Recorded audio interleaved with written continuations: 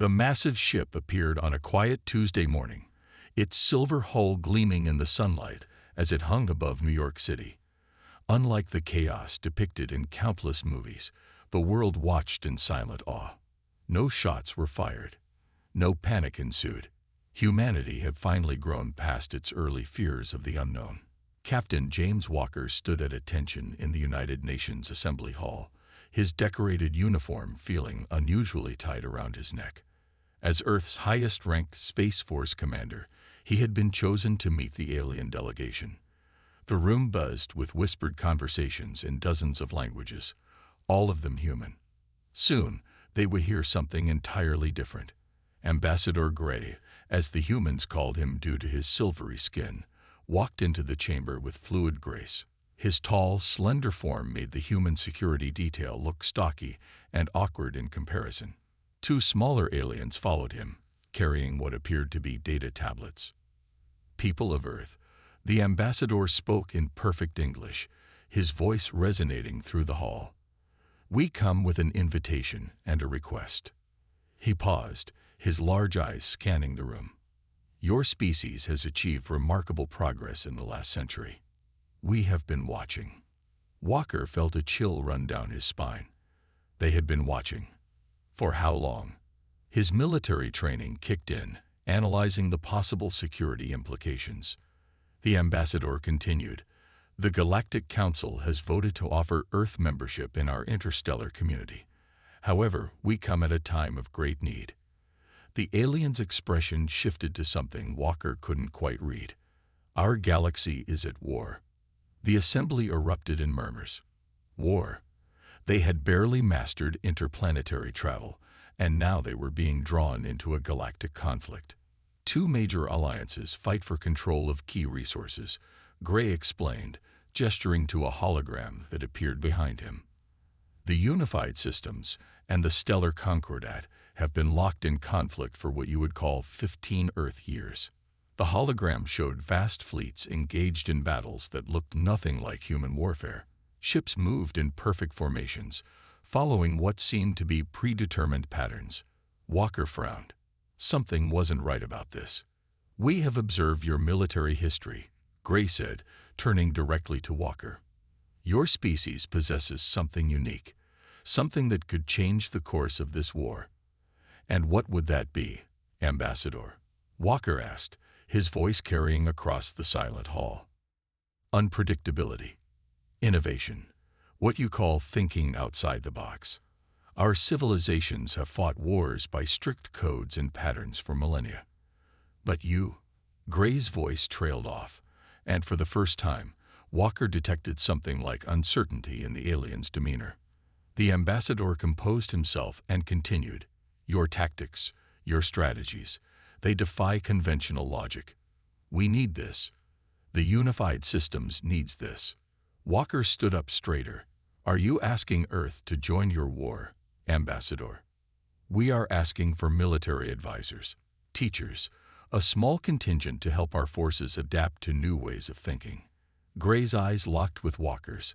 "We offer full technological exchange in return. Your world would advance centuries within years." The assembly hall erupted in heated discussions. World leaders huddled together, weighing the implications. Walker remained still, his mind racing. He had studied military history extensively.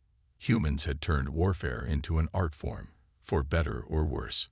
While these aliens fought with rigid formations, humanity had mastered guerrilla warfare, psychological operations, and adaptive tactics.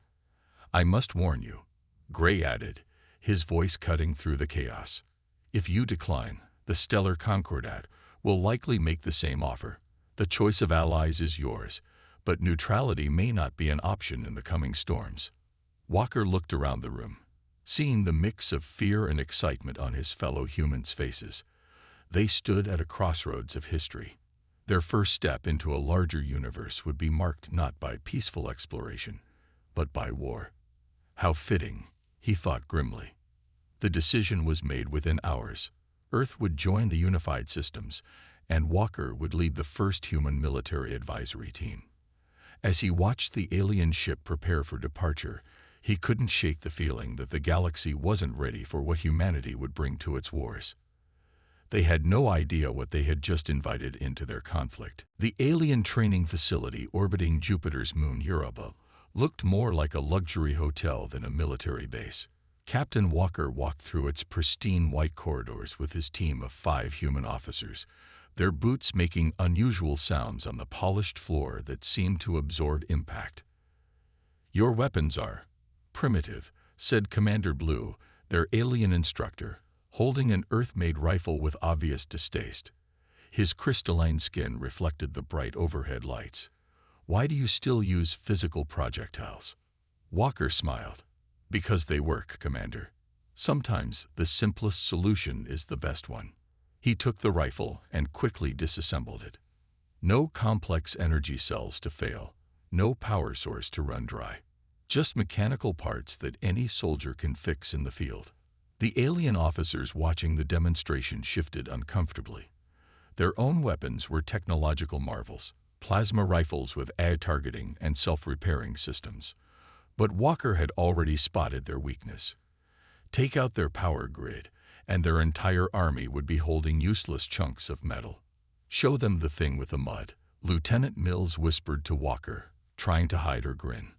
Walker nodded and grabbed a handful of dirt from their Earth-imported training supplies.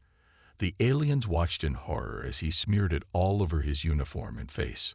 "This is camouflage," he explained. "Your forces always wear those bright, shining armor suits.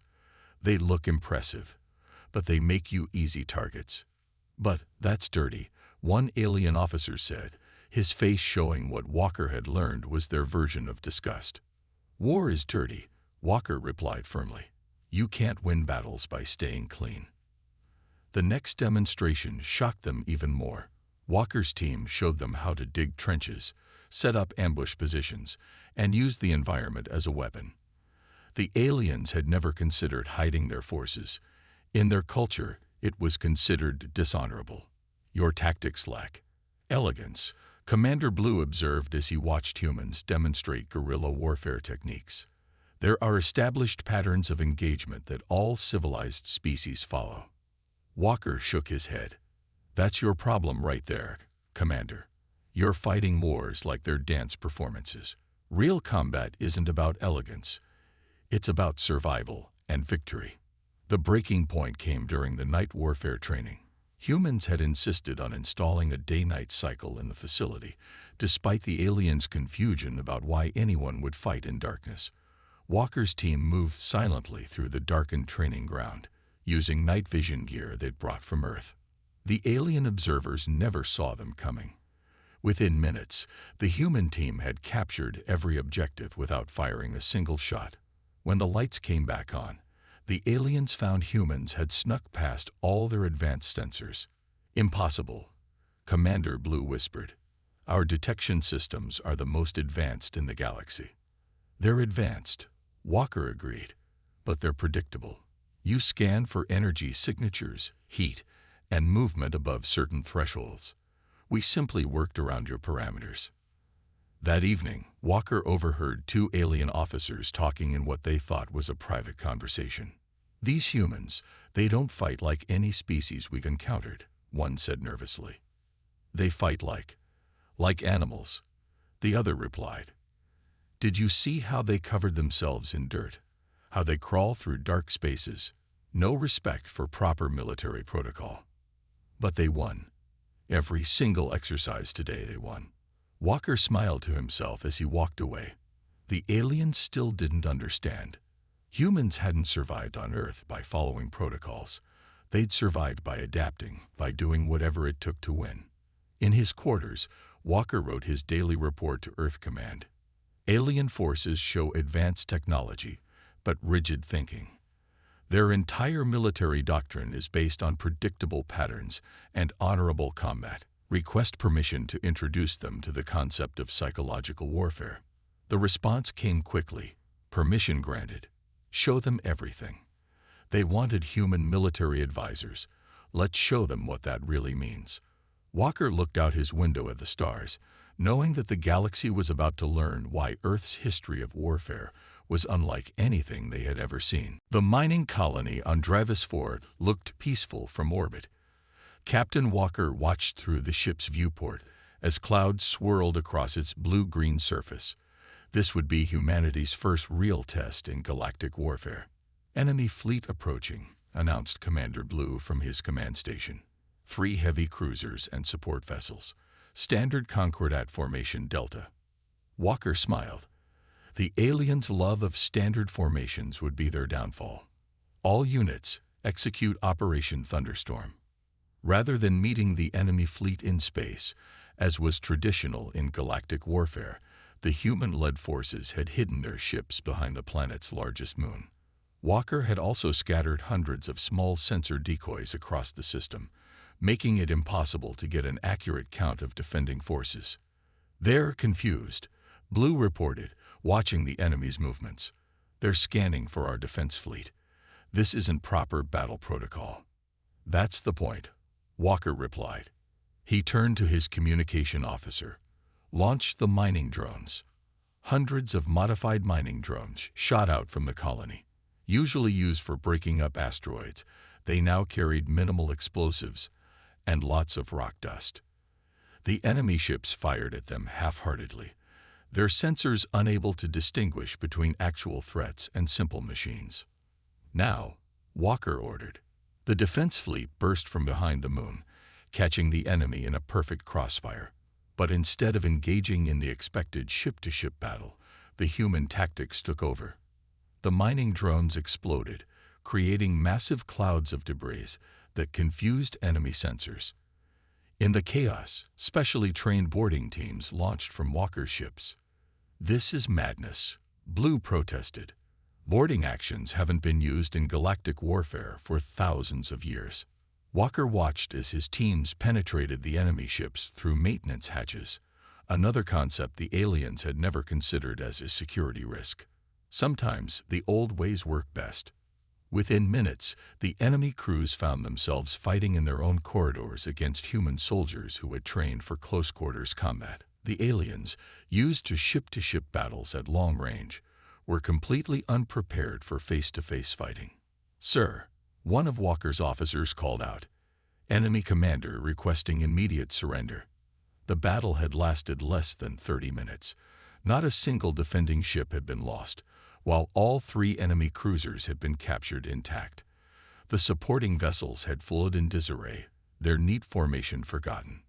Later, during the debriefing, Commander Blue looked shaken. "The Concordat commander sent a message to his high command," he said quietly. "He called your tactics barbaric and uncivilized." "Did he mention that we took their ships without destroying them?" Walker asked. "That we had minimal casualties on both sides. In our history, that's considered a remarkably clean victory." "Clean?" Blue's crystalline skin flickered in distress. "Your soldiers fought in corridors with primitive weapons. They used mining equipment as weapons of war. They hid behind a moon." Walker sighed. "Commander, there's something we say on Earth. All's fair in love and war. If it works, and it saves lives, we'll do it." That evening, Walker received 2 messages. The first was from Earth Command, congratulating him on the victory and authorizing the deployment of more human tactical teams to other sectors. The second was from the Galactic Council itself, requesting a full report on the battle tactics used. Walker noted their particular interest in the use of non-military equipment in combat roles and irregular space warfare techniques. As he wrote his report, Walker thought about how this was just the beginning.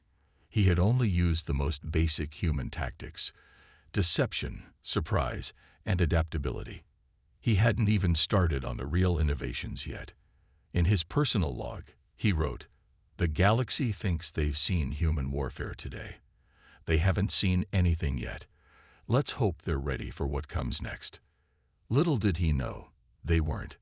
Not even close. 3 months after the Battle of Dravis 4, Captain Walker stood in front of a massive holographic display showing dozens of star systems. Red dots marked recent battles, and there were many of them. "Your tactics have spread like a virus," Commander Blue said, his crystalline form dimmer than usual from stress. Every fleet commander wants human advisors now. They're all learning your methods. Walker watched as another dot turned red.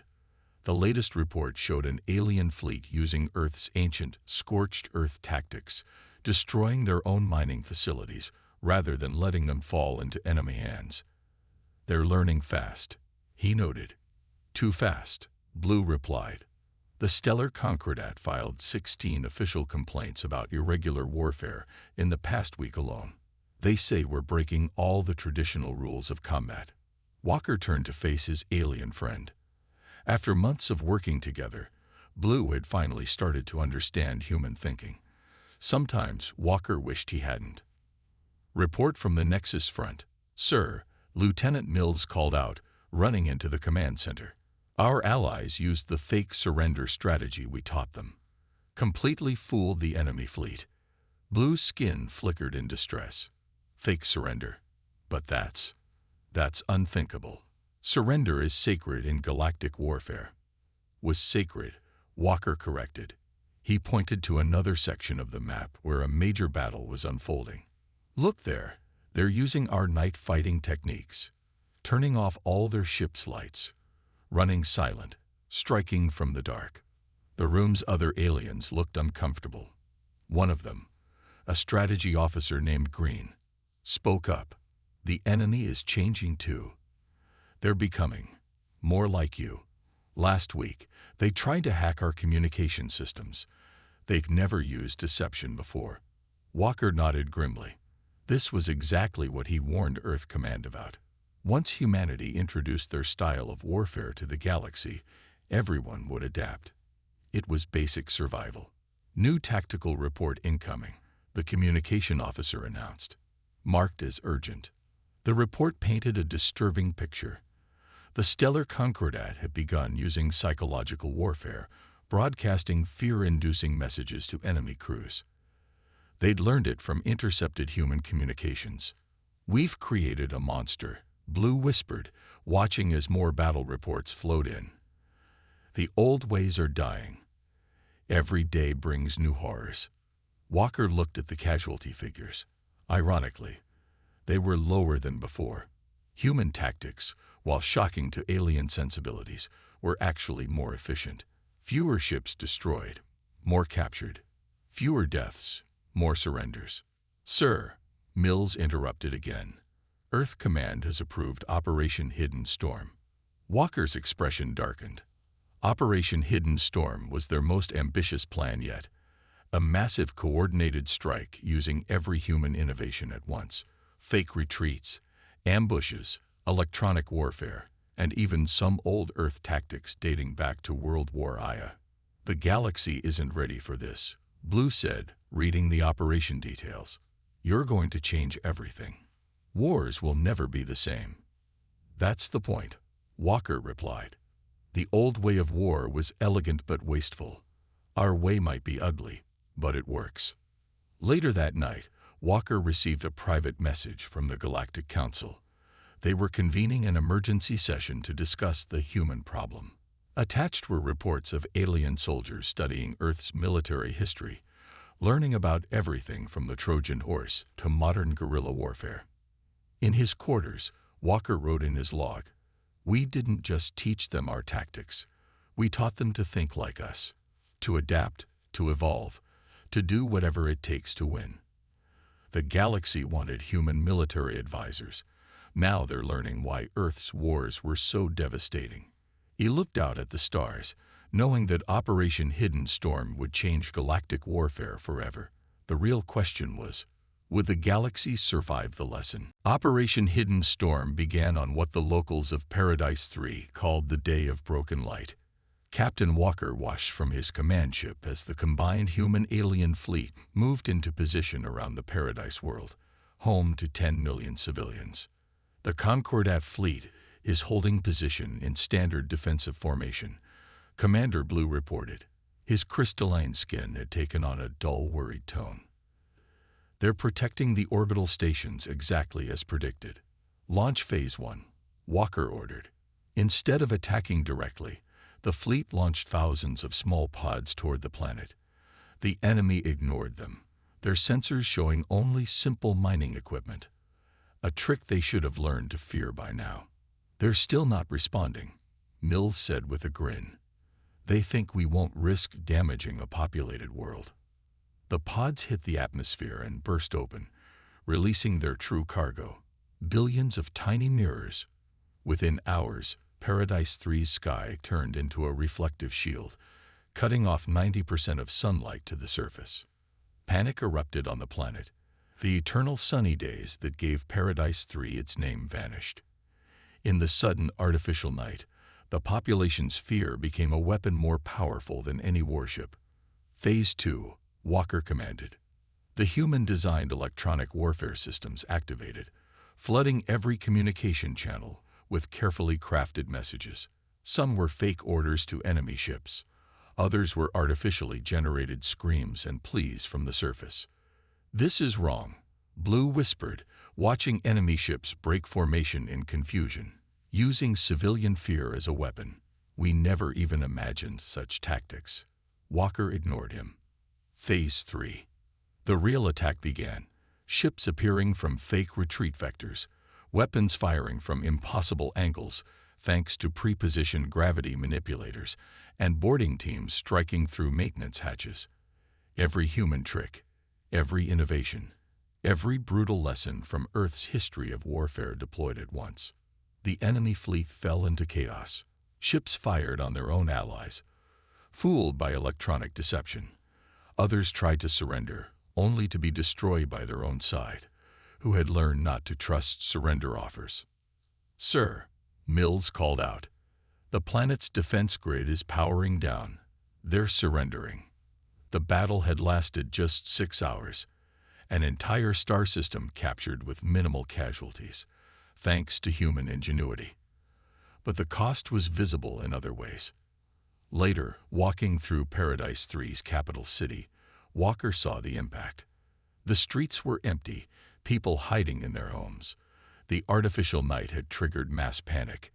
Animals had gone crazy, plants were dying, and the population's faith in the basic rules of nature had been shattered. "We need to remove the mirror clouds," Blue said, following Walker. "The ecological damage." "We'll recover," Walker finished. "That's the point, Commander. We showed them we could turn their own paradise against them. Next time, they'll surrender faster." A group of alien civilians watched them pass, their eyes showing a new emotion Walker had never seen in their species before: hatred. Back on his ship, Walker received the victory congratulations from Earth Command. Then came the other messages, reports of similar tactics being used in dozens of other battles. Their allies had learned well, turning planets into weapons, using civilian panic as a strategy, breaking every rule of civilized warfare. "The Galactic Council is meeting again," Blue informed him that evening. "Many species are concerned about how the war has changed." Walker nodded. He'd seen the reports. Species that had fought by strict codes for millennia were now using deception, psychological warfare, and environmental manipulation. The elegant dance of traditional space combat had turned into a brutal brawl. In his personal log, Walker wrote, "We achieved our mission. We taught them to fight effectively. But we also taught them to fight like humans, to use everything as a weapon, to ignore traditional limits, to do whatever it takes to win. The galaxy will never be the same." He didn't know it then, but this battle would be his last. The galaxy had seen enough of human warfare. The Galactic Council's investigation chamber felt cold to Captain Walker as he sat before the panel of alien judges. 5 different species looked down at him from their elevated seats, their expressions unreadable to human eyes. "We have reviewed the Battle of Paradise 3, the lead investigator said. His serpentine form coiled tightly in what Walker had learned was a sign of stress. "Our findings are disturbing." Holographic displays activated around the chamber, showing scenes from recent battles. Walker watched as alien fleets used tactics he had taught them: fake surrenders, environmental warfare, and psychological attacks. In just 6 months, Another investigator spoke, her glowing form pulsing with emotion. Galactic warfare has changed more than it did in the previous 1,000 years. Commander Blue stood as a witness, his crystalline form dulled with exhaustion. The humans taught us efficiency, he admitted, but they also taught us cruelty we never imagined.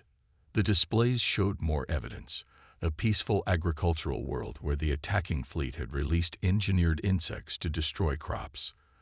A gas giant mining station where defenders had vented toxic clouds to hide their ships. All human tactics, now used by aliens who had once considered such things unthinkable. "Tell us, Captain Walker," the lead investigator asked, "did you predict this outcome when you began training our forces?" Walker stood straight, his military bearing unchanged. "We taught you to be effective, to win with minimal casualties. Everything else was your own choice." Minimal casualties. A new display appeared, showing medical reports. Physical injuries have decreased, yes, but look at the psychological trauma. The reports were shocking. Entire crews suffering breakdowns from constant fear of ambush.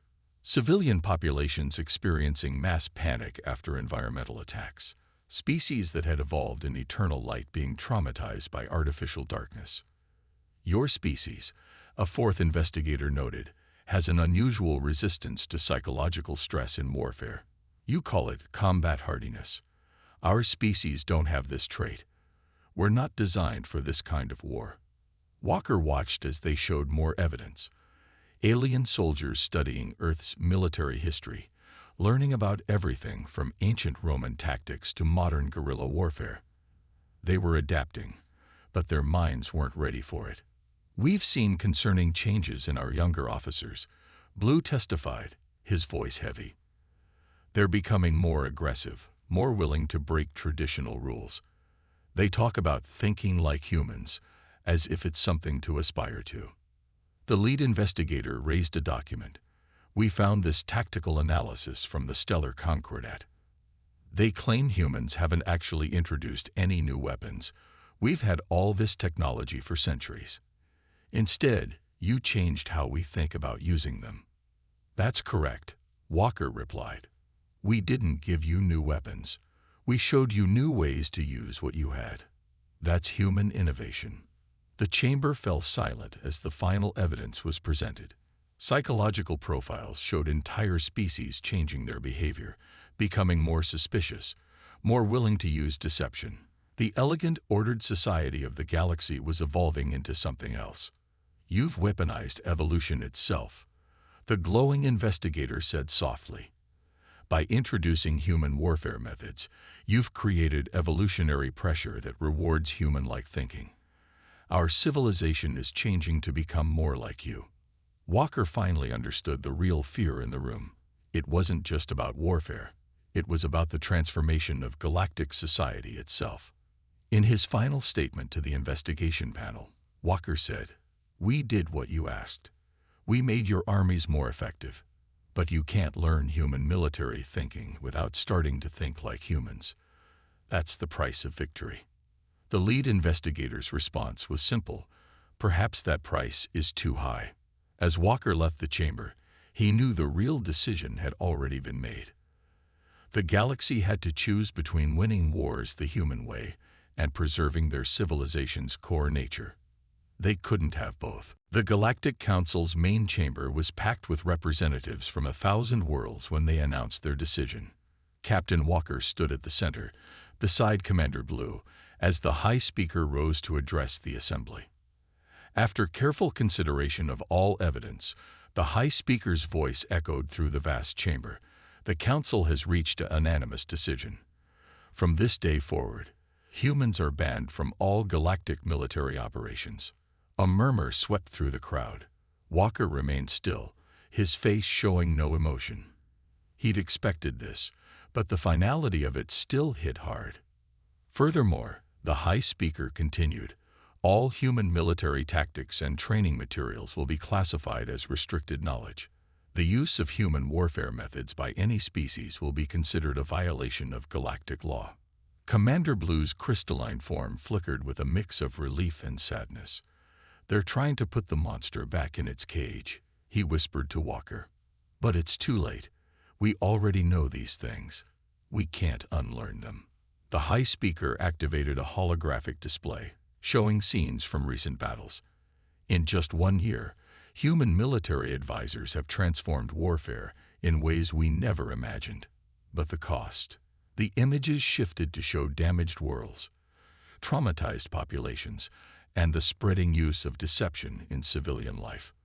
"You've made us more effective warriors," a council member spoke up.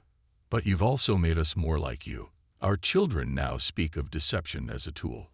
Our commanders think about psychological warfare before physical combat. We're becoming human." Walker stepped forward to make his final speech. "You invited us to teach you how to fight. We taught you how humanity survived on a world where everything was trying to kill us. Yes, our methods are harsh, but they work. They kept us alive. That's precisely why you must be banned," the high speaker replied. "Your species evolved in conditions we can barely imagine. You treat warfare as a natural state, adaptation as a necessity, and survival as the highest law. We are not ready for such thinking." Another council member raised a document. "The Stellar Concordat surrendered this morning. They cited unwillingness to become what we would need to be to win this war. They chose defeat over transformation." Walker looked at Blue, seeing understanding in his friend's crystalline features. The aliens hadn't banned humans because they were ineffective or too violent. They'd banned them because human warfare worked too well. So well it was changing the very nature of galactic civilization. As a gesture of peace, the high speaker announced, "Earth will retain its membership in the Galactic Council, but your military forces must remain within your solar system.